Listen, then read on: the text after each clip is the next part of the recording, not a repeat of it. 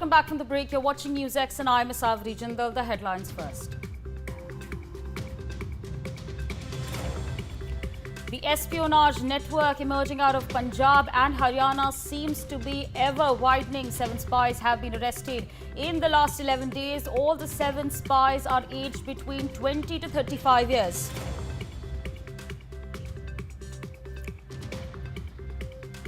The UPATS has arrested an ISI spy from Moradabad identified as Shehzad, a resident of Rampur. He was engaging in cross-border smuggling and shared confidential information related to India's security.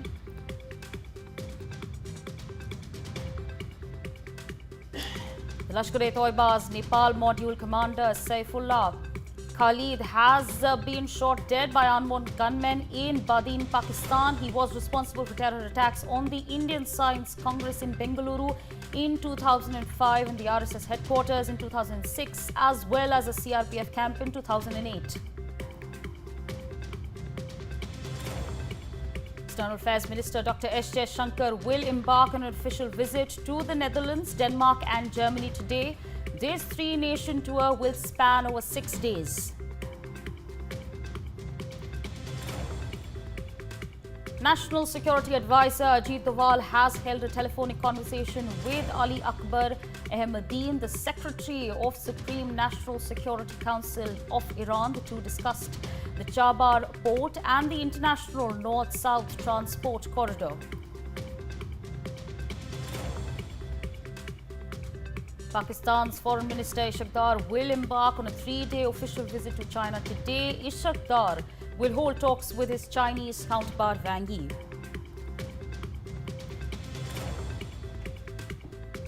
And our top focus this hour, developments that have taken place in Pakistan, where a top Lashkar-e-Toiba operative, Saifullah Khalid, has been killed in Pakistan's Sindh province.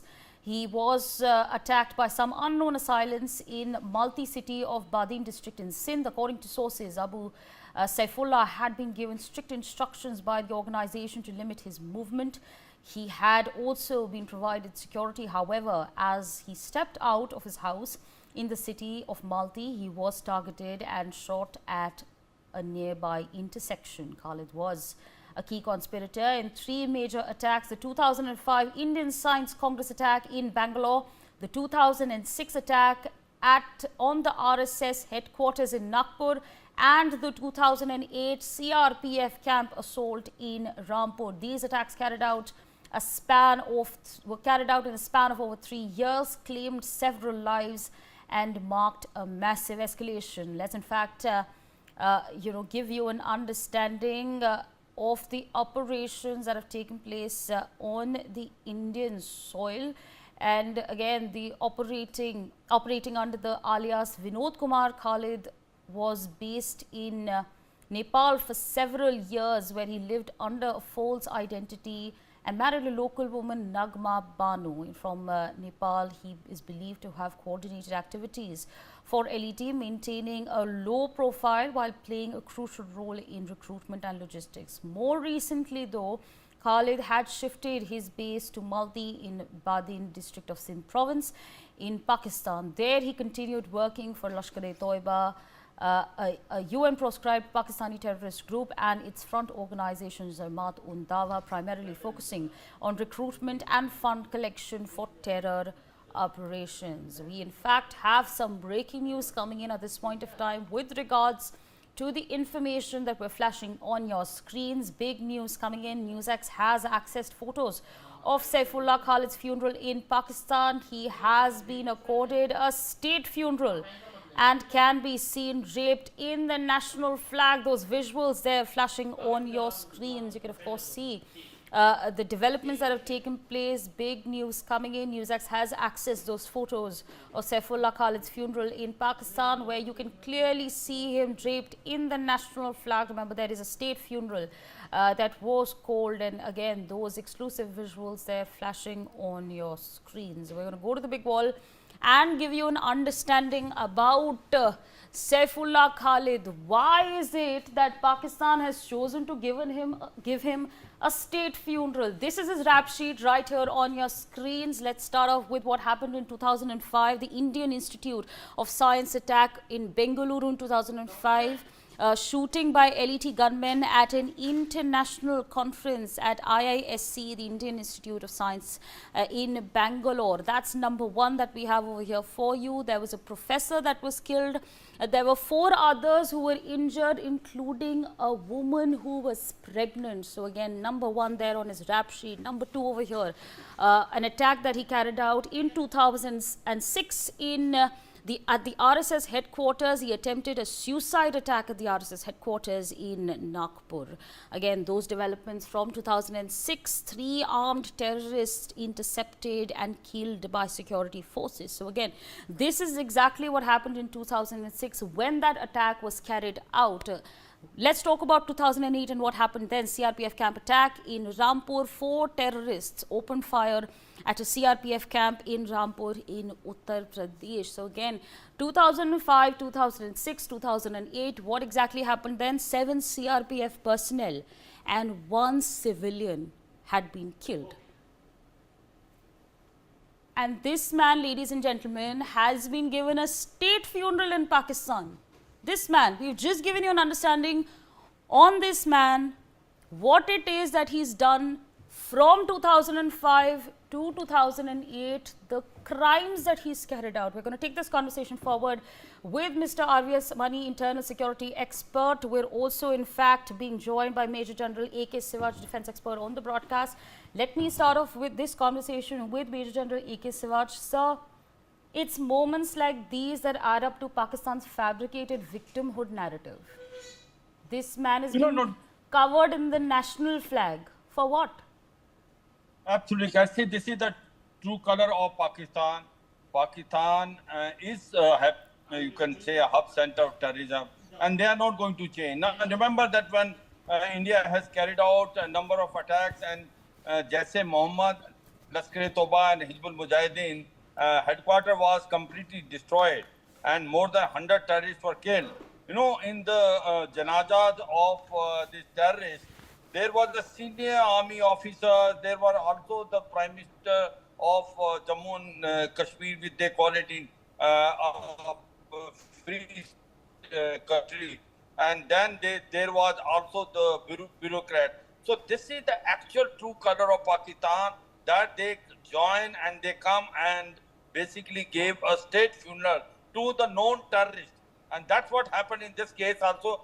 Saifullah Khalid is a terrorist which is a A++ grade. He was basically involved into multiple acts of terrorism in India, especially the 3 which were conducted in 2005, 6 and 8. And now he was hiding and he was basically evading, you know, and who has killed him? We don't know. Possibly this is all done by the ISI, because all these individuals have now become liability for them, or there can be inter-gang rivalry. But certainly one thing is very clear. If we think that we have changed the Pakistanis after what we have done in these 4 days, we may be wrong, because Pakistan believe in bleeding India with 1,000 cuts. They using terror as a state instrument. They will not change this policy. We need to now to sort of show to the whole world what is the true color of Pakistan. We must put pressure again on IMF not to give them a further loan. We should also put pressure on Financial Action Task Force to place Pakistan on a grey list. And also now trying to go in United Nations. We have already spoken to 175 countries out of 183 that Pakistan need to be made basically a terrorist state, should be declared terrorist state at the earliest, because more than 89 terrorists out of top 100 terrorists in the world either belong to Pakistan or they have roots in Pakistan. So certainly what has happened to Saifullah Khalid and the way he's eliminated and then given a state funeral, this is nothing new. Pakistan believes in patronizing terrorists. It is basically hub center of terrorism. You know, and they now keep on claiming they are also victim of terrorism. This is a double face. You know, remember Hillary Clinton when She came in 2013 as a Secretary of State. She told them that if you have snake in your courtyard and you think it will bite only your neighbor, they will bite you one day. So Tehreek-e-Taliban Pakistan is their own creation. So if they call themselves victim, it is all, eyewash, because they differentiate between good and bad terrorists. The Lashkar-e-Toba, Jaise Mohammed are good terrorists for them. They push it in India. They will still keep on pushing. In spite of we have given them a warning, we have now basically given them an, hit in these 4 days. But Pakistan is unlikely to change. And we have to now make sure that we isolate Pakistan diplomatically and also basically put pressure on Pakistan economically and expose the true color of Pakistan to the whole world. Absolutely, sir. Requesting you to stay on with us, Mr. RVS Mani, internal security expert, has been waiting with us rather patiently, sir. Your comments on this. Are you actually surprised to see something like this happen? Were you expecting it? We just got the information. What's your thoughts, sir? Thank you very much for inviting me on this show. At the outset, I would say I am not at all surprised. And at the outset, I would also place on record that Professor M.C. Puri's, one of the very illustrious mathematicians of the country who lost his life in the Indian Institute of Science attack, and his other people, justice have been delivered to them. Having said that, I take it forward. You had this RSS, you had this CRPF camp Rampur on the 1st January 2008. In fact, I have written about this book in my book Myth of Hindu Terror also about the RSS headquarters, which also began the seeding of the falsehood of Hindu terror by the then government in power. So that's a different story. But there is a sure shot involvement of Pakistan. This repeatedly, the parliament questions, everywhere we have said POK-based ISI-sponsored outfits are responsible for terror in India. That is getting validated day in and day out by the events which are unfolding.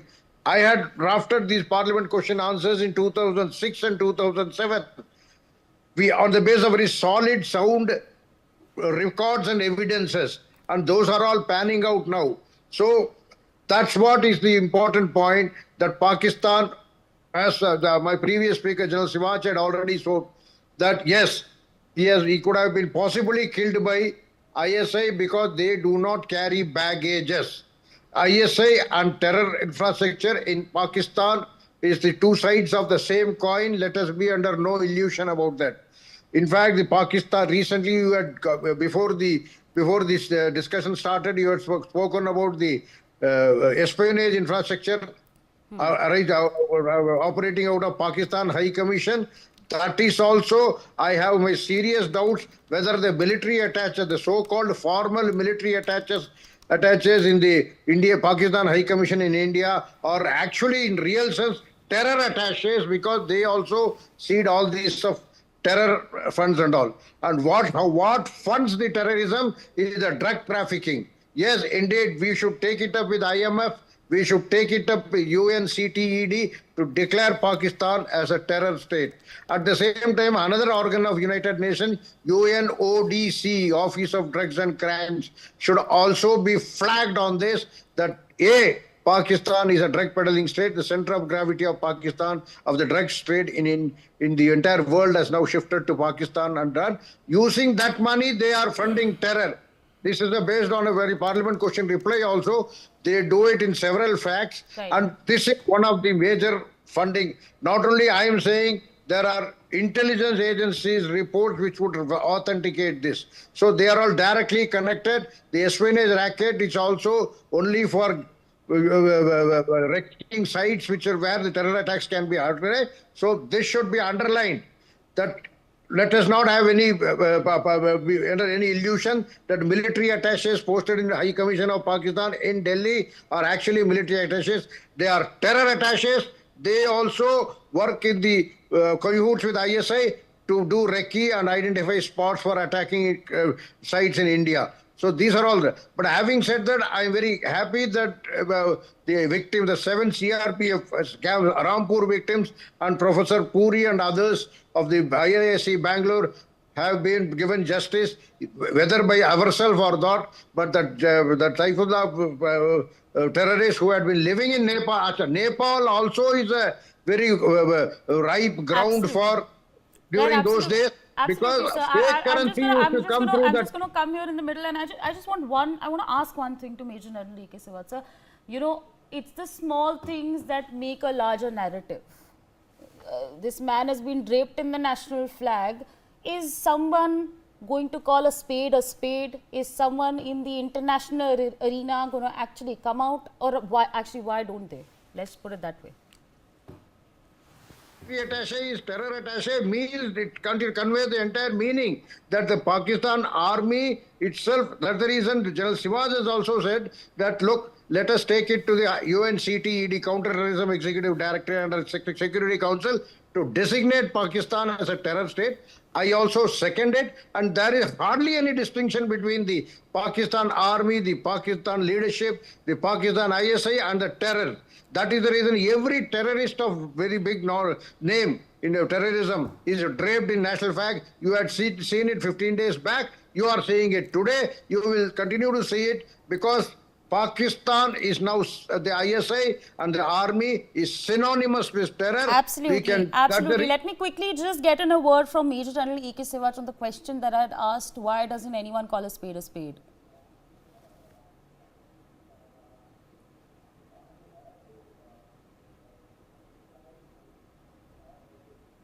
Okay, I think we are facing some troubles over there.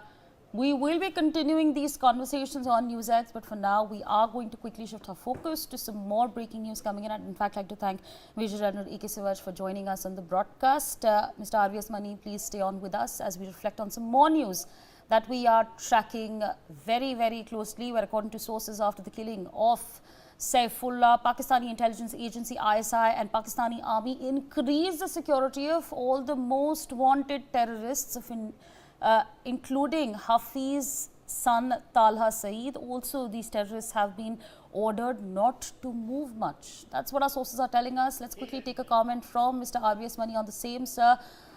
Again, you know, as far as this source-based information is concerned, how do you view things as they pan out? There is hardly, as I repeatedly saying, that now the curtains are out. Whether it is Hafiz Saeed's son, Talha Saeed succeeding him, or whomsoever comes, whether it is going to be, whether tomorrow Sayyid Salahuddin's son will head the other terror outfit, the Jamaat-e-Dawa, somebody may be heading the Jaish-e-Mohammed. It is all succession planning, but they are only going to decide the fate of Pakistan. And as long as the fate of Pakistan is decided by the terrorists, there is no future. They will continue to be a problem for that. Notwithstanding that fact that they themselves are facing balkanization. There is something, see, he was killed in Sindh. They are facing Pashtun. They are facing balkanization in the Baluch area. But still they continue to honeymoon with terror. That is what is the very surprising fact. It is a suicide model for them. Our education is not going to be, because they are under the illusion of a global jihad or something like that. What they are meaning, we do not know. But even as yesterday some panelists in your own channel said, if we give them Kashmir, they will ask for Kerala. So that is a never-ending illusion they are chasing. They are chasing a mirage. So their good sense will not prevail. But they will continue to do Pakistan, whether it is Shahbaz Sharif or whether it was Benazir Bhutto or whether it was Bilawal or whoever it is. Right. It is a terror state. The leadership is in cahoots with the terror. They cooperate with the terror, and it is not trustworthy to be there. Terror infrastructure, recently government has demolished our own attacks. Operation Sindoor had demolished, but it will take a little bit while to bring it up again. IMF loan will be used only for that. Let me assure you that I have no doubts about it. So this is the situation of Pakistan. Unless and until the government, the entire globe isolates them, the United Nations members, 176 people, should isolate them.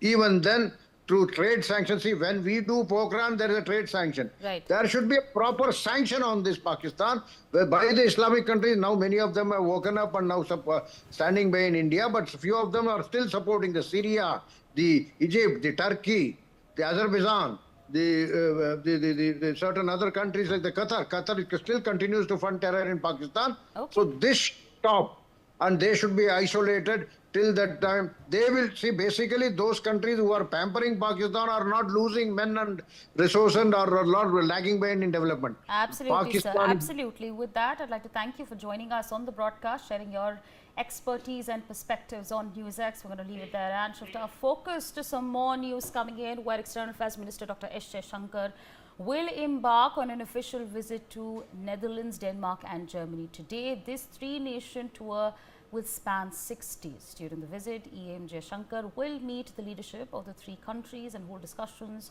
with his counterparts on the entire gamut of bilateral relations in regional and global matters in mutual interest. This is External Affairs Minister Dr. S. Jaishankar's first foreign visit after the 4-day-long military confrontation between India and Pakistan armed forces in the aftermath of the 22nd April Pahalgam terror attack that killed 26 innocent tourists.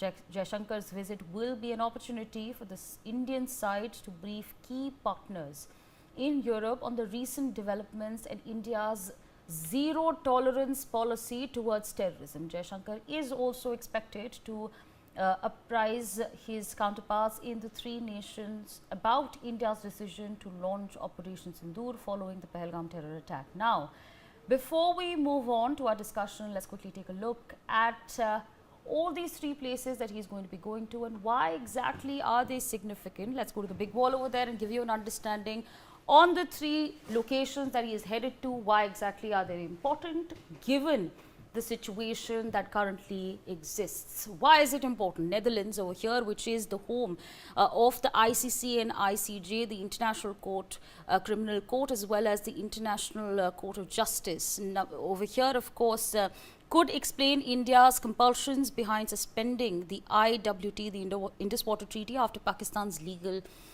action threat. This is why it's important going to Netherlands, ladies and gentlemen. We're going to take you through Germany, the economic aspect of it, important stop as the EU's strongest economy amidst, of course, developments that are taking place. Two-way trade surpasses $30 billion. Big moves over there. We've taken you through Netherlands, we've taken you through Germany. We're going to give you an understanding on the next country that is crucial, that's important. Denmark, important bridge for multilateral institutions. Important.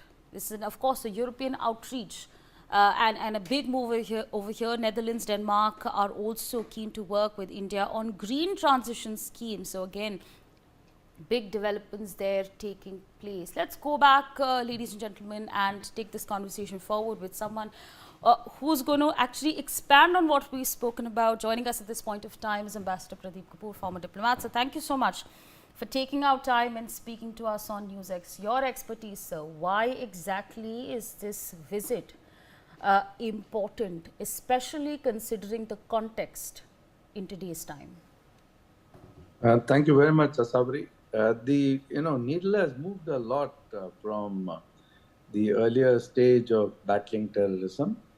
So we have to also up the ante very significantly globally also, and particularly with respect to our partners and other countries.